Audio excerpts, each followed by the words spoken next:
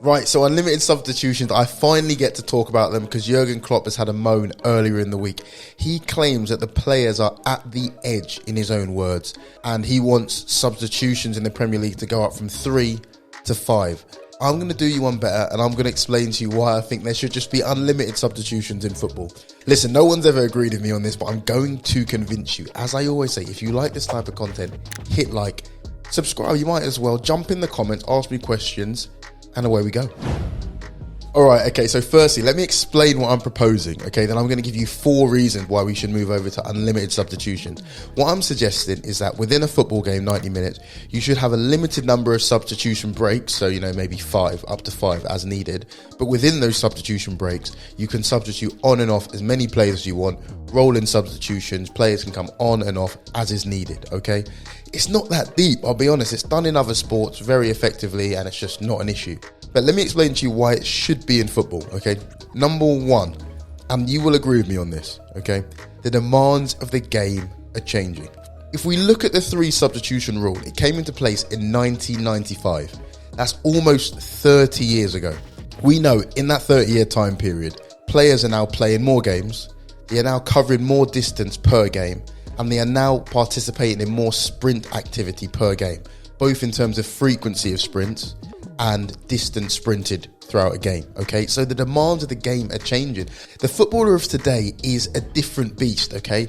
They're more an anaerobic athlete. They're more explosive, used to more high intensity and perhaps fatiguing quicker. And I think that rules in general should really reflect the game we're playing. Words like gegenpress, tiki-taka, the high press, things like that. And in order to keep up with this type of game, we need to be able to have unlimited substitutions, keep the players fresh, keep the intensity up, keep that sprint action going, and keep them safe while doing so. So that's number 1. I think the rules should reflect the game we're playing at this moment in time. That brings me on to my second point, okay? Unlimited substitutions will allow us to control player workload much better, okay? I won't go into the absolute finite details of it, but sports scientists in particular, they work very hard to make sure players have the correct dose of match minutes and training minutes and other exercises in order to reduce their injury risk and keep them at the fittest and optimal health, obviously, to play football, okay? So if we're able to have unlimited substitutions, that allows us to basically taper the dose of match minutes even better, potentially having 2 effects. Number 1, potentially reducing injury rates.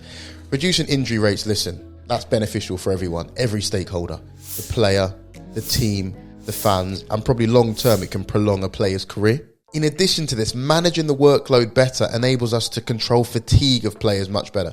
We know that in the last 25 minutes of games, the number of sprints goes down, the quality of passing goes down. In the last 15 minutes, you're the most likely to get a musculoskeletal or non-contact injury during a match, and that's all down to fatigue. If we can taper the fatigue of these players, hopefully reducing the fatigue, we can reduce injuries and probably actually increase the quality of the product, as, tired players are sloppy and don't play as well. Okay, the third reason, and something you might have to think about in a multi-layered way, is that it reappropriates the risk of substitutions in a game. What I mean by that is, if you have unlimited substitutions, it allows you as a manager and as a team to reduce the amount of risks you take in terms of injuries and player health, but also increase the amount of risks you might take from a tactical point of view in terms of playing players or trying new things. For example, we've just introduced concussion subs in the Premier League, right? And the reason for that is, okay, if we are worried about a player having concussion, it allows us to take the player off without sort of compromising, from a tactical point of view, a substitution that the manager might need, right? So it's a health and safety thing. So what I'm saying is, why don't we just extend that fully and say you can have unlimited subs? That way, if a player's playing with a knock or an injury, this, that and the other, and we're a bit worried they're 50-50, it means we can take less risk with them, take them off after 40 minutes, 60 minutes, with no issues from a tactical standpoint. It also means, in terms of risks, however, you can take more risks in terms of playing youth players, academy players, people that you're thinking, I want to give an opportunity to, but there's no space to. But now you can say, last 10 minutes, last 15 minutes, last 20 minutes, let's get them on.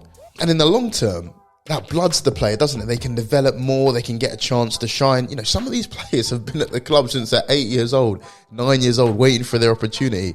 And anything that makes it easier for the academy boys to shine, I'm for, having worked in academy football. Now, I'm hoping I've convinced some of you guys by now, but most people that push back against this idea say, it's unfair on the smaller teams. I'm going to say, I think the opposite. I think unlimited substitutions, the fourth reason, the most important reason, is that it can help smaller teams. Firstly, right, I get it. Yes, teams like Manchester City, they have a stronger bench, therefore stronger subs than a smaller team, so to speak. But what I'll say to that is, listen, they've got a better team anyway. They've got a better squad anyway. And if we were dead set on equality in football in that regard, there's many, many other ways we can approach that in terms of, obviously, transfer caps, salary caps, X, Y, and Z. But you can't tell me a team that's got a budget of 1 billion to spend on transfers versus a team that's got a budget of 5 million to spend on transfers, and you're chatting to me about equality. That logic doesn't follow, okay? With that having been said, unlimited substitutions, you've got to realise, right, that on average, each team has roughly the same amount of injuries, okay? So say a squad has 50 injuries per season. An injury will disproportionately affect a team that has less star players and a smaller squad, right? So if you're a smaller team and you've got 1 star player or 2 star players and they get injured, that affects you massively. Whereas if you're a big club and you have 15 star players and 2 get injured, that affects you a lot less. So what I'm saying is, if 1 injury affects a smaller team way more than it does a bigger team, that means reducing injury risk will help smaller teams disproportionately to bigger teams. And unlimited substitutions is one way of being able to do that. By adjusting injury risk and reducing injury risk, you help the smaller team have greater availability. And that is massively important when you've got a small, tight squad. So that's one way. In addition to this, from my previous point, it helps smaller teams develop their academy players better because they might not be able to afford external players. They may need to develop academy players. And getting unlimited substitutions allows your younger players to get more experience. And thirdly, what you've got to realise is that sometimes when there's a new rule, something that people complain about, okay, initially there's a lot of pushback and then there's a lot of complaint, then there's innovation. If you have unlimited substitutions, it allows for new innovations in tactics, in training methods, in squad selection, and as a result of that, it adds more X factors. More X factors might lead to more uncertainty of outcome, might allow smaller teams to do stuff that's more creative to cause bigger teams more problems. People sometimes think of a new rule and they think, it's going to ruin the game, this, that, and the other. But long term, what it actually does, it just creates more innovation. And I think more innovation in coaching, the way you can coach a team and set a team out to win or to lose or to draw, can help smaller teams. So that's my thoughts. Unlimited substitutions, I think, is wicked for the player. I think it will help smaller teams. Love to hear your thoughts, and I will see you on the next vid. Peace.